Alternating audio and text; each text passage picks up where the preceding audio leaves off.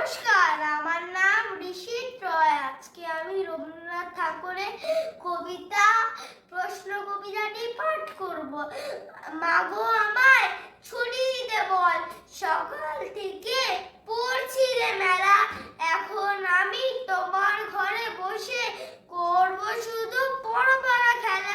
আমি তো বেশ ভাবতে পারি মনে, সূর্য ডুবে গেছে মাঠে শেষে। বাড়তি বুড়ি চুবড়ি ভরে নিয়ে শাক তুলছে পুকুর ধারে এসে। আদার হলো মাদার গাছের তলা, কালি হয়ে এলো দিঘির জল। হাতের দিকে এলো সবাই ফিরে, মাঠের দিকে এলো চাষির দল।